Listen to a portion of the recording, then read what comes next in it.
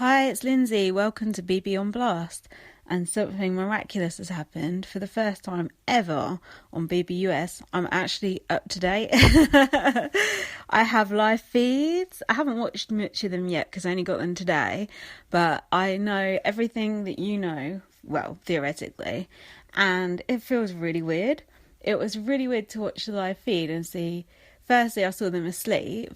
And that's like old school Big Brother, just watching people asleep, isn't it? Then like Big Brother told them to get up, and they're like telling them to get out of bed. So I saw them all going about like their morning routines, which like I've only ever really seen Big Brother After Dark before, American version. So it was really cool to see a bit of the daytime action, and I'm sure I'll have a lot more to say about live feeds, but it's just, I don't know, it feels nice. It feels like kind of familiar and unfamiliar in a way.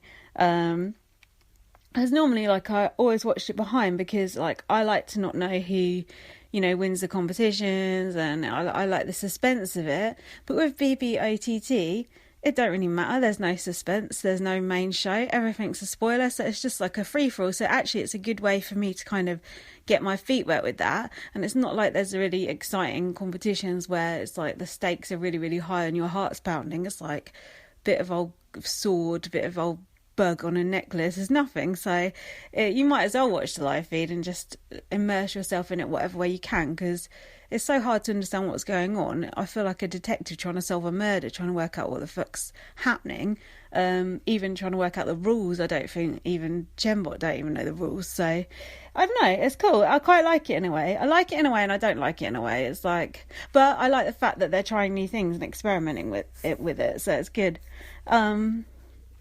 And it just made me think, like, as a model for, like, BB, like, it would be really cool if English Big Brother could go this way, just fuck off Channel 5 and maybe just end up going online and just get the live... I know. But get the live feedback and just have a real pure Big Brother. Because I think BBUS is taking quite a lot of things from BBUK with this OTT. And I think we should take something back from this and try and get back to having a bit more of a pure game. Because this BBOTT has got a really like retro vibe. Like the housemates feel a bit retro.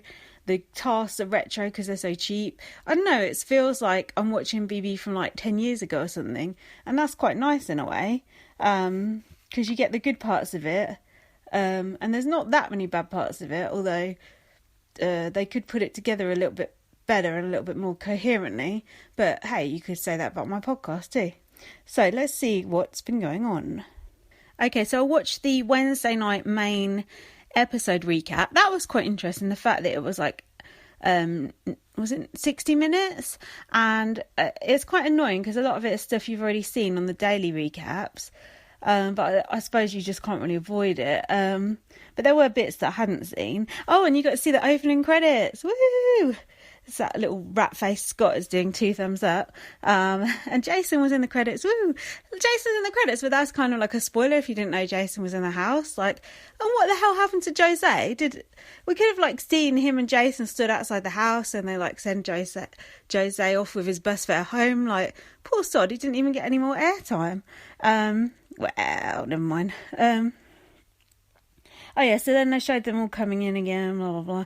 Oh yeah, I listened to a couple of podcasts now, and someone said on Rob Has a Podcast that Shelby has a terrible laugh and a bad sweating problem. That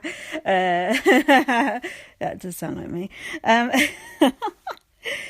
Chrissy says she didn't come here to make friends. Oh dear. Did you come here to spout cliches? You can say you didn't come here to make friends, but then you like trying to have a good social game. So how does spouting that cliche, I didn't come here to make friends, tie in with having a good social game? It doesn't make sense, does it?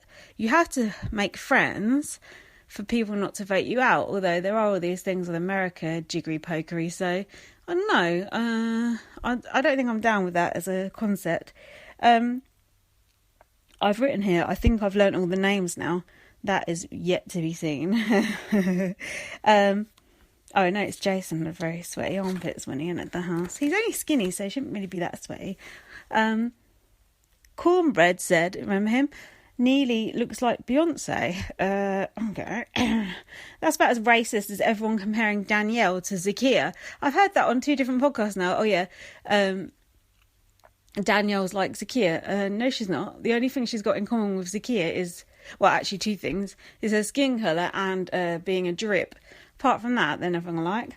And then, Shelby told everyone she's a waitress, not a lawyer. And Chrissy's a waitress as well, isn't she? A rude ass one. Apparently, that's a thing. Like, you go to a restaurant and people are rude to you. What the fuck? Like, what? I don't understand that. It sounds like in a porno or something, like role play. I don't get that. Just give me my food and fuck off. Morgan, I've decided, looks like Miley Cyrus. I'm sure I'm not the only one who's noticed that. And when they all went round and introduced themselves, Morgan said she's from wherever, hick town in America she's from. No offence. And Alex said she was from somewhere else. But I just can't believe that people aren't, like, properly onto them. Like, still are people not onto them? It makes no sense. So then, and then that was when Alex called Morgan Mo, and then she had to cover it up because it was like, that's her nickname for her. And that was when Jason was onto them, and then he started spreading it around. It's like, Jason, shut your fucking mouth. Did you not learn your lesson from last time? What was it? Thickums. Jason is so much better than Davon. Like, as a character, like, Jason is so good. But I would like to see Jason and Davon in the house together again. That would be lush. I hope Jason goes far. It's so unfair him being on... I know I said this before, but it's so unfair him being on his own. It's just, he's such a big target. It's really annoying. I just love seeing him, like, just, if I look at the live feed or I just look at the show and I see Jason sitting there in the garden smoking, it just makes me so happy, especially if he's talking about international Big Brother. So they've de-disgustingified the safari room by painting it all white. Thank God, it was so gross before. Cornbread said his plan from the beginning was to have 4 solids. Okay. Oh God, then I had to sit for the bug task again. That really was bugging. And then, that was funny. Jason was in the DR and he said, I can't be the first evictee. No way, Jose. Then he laughed at the end like he was pleased with himself. Mind you, he should be. Still, bet he was reading it off a cue card. No, he probably wasn't actually, because Jason's naturally funny anyway. Then, oh God.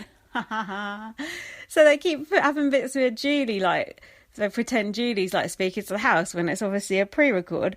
She goes, well done to our first head of household, and then doesn't even say Monty's name. It's like, it would only have took her 5 minutes to read out 13 different people's names and for someone to just cut and paste it in. She didn't even say his name. It's so cheap. Terrible editing. And Jason's campaigning, saying, I'm the twist, you need to weaponise me, all this stuff. And then, oh God, the Danielle and Shane romance began. Is this worse than Nicole and Corey? It's so boring. Danielle and Shane are both airtime deficit. They're just, awful. Oh God, Danielle and Shane from Dan Giesling series, fuck. That was also a bad showmance. That wasn't even a showmance. In fact, I think the only thing that the two Shanes have got in common is they're both gay. I nearly said something else then. Then I realised I'm not going out with bisexual anymore, so I have to watch my mouth. So then Christy said, I'm not here because I'm diabolical. Well, you are actually, because of that YouTube clip. So now there's no nomination ceremony, there's no keys, there's no that spinning thing, that's not been around for years, has it? There's basically no gravitas at all to the whole thing. There's just this freaking safety necklace thing that looks ridiculous. So nominated was Danielle and Jason. Obviously a black woman's up for eviction first week, standard. Neely said, I really don't want to see a sister go home. And Jason said, I'm not a sister. I like the fact that Jason just always hangs out with the black women. I think it's good. I like to see the minorities all together. It's cool. And then, America had a vote as well. And we put cornballs on the block. Not cornballs, sorry. Cornbread. And he said he thinks it's because America wants to see him have fun with it. Okay, he had fun with it right at the freaking door. So basically, every week, whoever the public vote for, that's who's going to go, right? I still don't understand why Corn thingy went. Why did he go? That was never actually explained at any point. Never mind, I'm glad he did. So the veto comp I've put cheapo, like BBUK. Is Shane hosting in his pants? I think he was just wearing boxer shorts. No costumes, there's no set, there's no costumes, nothing. They're all just sort of stood there in their jeans and t-shirts. And they had to, this is it, they had to count things around the house like a bowl of fish and, I can't remember, it was boring. I said, don't ever let Whitney narrate competitions again. I've forgotten how she speaks though. There was no tension whatsoever, but I knew that Jason won because these fuckers on Twitter, it don't matter now because I'm all up to date, but think about it if you're one of these people, because you are a cunt, who put in their fucking bio, Jason, veto holder, so-and-so, HOH, blah, blah. Why do you put a spoiler in your bio? That is senseless. Can you stop doing that, please? It's bad enough people with their fucking avatars who have someone like sitting on the block and you could tell who's going to go. Like, don't be a cunt.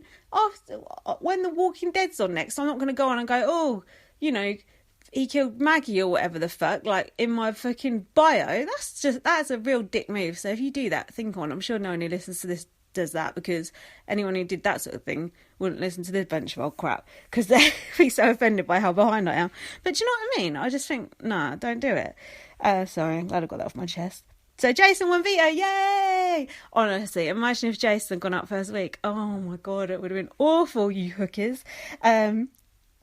Hopefully, I think now the heat's off him with the first week. I think once you survive first week as a vet, you're actually quite safe. I hope. Oh god, if he'd have gone out with first week, that would have been a dark timeline. Oh, that would not have been good. So the replacement nominee was Chrissy, which I was also annoyed about because I actually really, really like her. She's rude as fuck. She's a cunt. Horrible person. One of my favourites. I like all the oddballs. I like what they called the Jamboree or something. Worst alliance name ever. Well, not ever, but it's one of them. Like Justin, Jason, Chrissy, Neely, Shelby. I don't think she's in the Jamboree though. Is Shane in the Jamboree? He shouldn't be if he is. All the the weirdos I like, all the characters, all the people with a personality, i.e. everyone Monty hates. So then, hold on, I need to have a pause of breath and relax. Oh yeah, and another thing about the Jamboree that I heard on Big Brother Gossip was they said, we'll call it OTT Jamboree, and Justin was like, oh, what does OTT stand for? He doesn't even know the name of the programme that he's on. That's impressive, isn't it? That's a good level of game knowledge. I respect that. He wants all these fucking super fans in the house. I'd rather have all these old pimps and shit, whatever, Drexel. Where did Monty's squirrel hat come from? That is eek. Is that real fur? Jodie Marsh wouldn't approve. So then Jason did the veto meeting and he had to read the instructions off a cue card. What is this? There's been loads of cue cards in the house this year, and it's weird hearing that voice over the loudspeaker telling them what's what. It's creepy. So then Julie did another pre-recorded message. America casts one eviction vote each week. Yeah, we know that. And then, the eviction where cornballs went out. Phaleb, i.e. Monty, had to do the bit that Julie normally does, the votes have been counted and verified, whatever the fuck, that's BBUK, but the person who goes must pack their belongings a lit. I think that's America's Next Top Model. But you know what I mean? The fact is, they got Monty to read that bit out. Where's the gravitas? Can't they have Julie do it, even on, on the tube when you get the announcer? Can't she just do it over the loudspeaker, over the tannoy? I was like, you shouldn't make fucking Monty read off a card. He could barely read. He can barely string a bloody sentence together. So Cornbread ended up going out 10-1. No one knows why. He was wearing a revolting t-shirt that looked like a tuxedo. He said he had everybody's back in the house. That's not possible. I hate it when there's 3 people on the block. It's really shit. I don't mind having 3 on the block. I do actually, but they should at least take one off the day before or something. They do that on BBUK sometimes. If there's 3 on the block, they save one. But I was so glad Cornbread went. He was boring, and Chrissy is so good, and Jason is so good. So that was the best result ever we could have got in the first week. I think being an old white man in the house is the second worst thing you can be after a young black woman to be evicted first. Because, they just don't want you around, basically. Just look at poor old Glenn. Actually, he didn't even get evicted. He just lost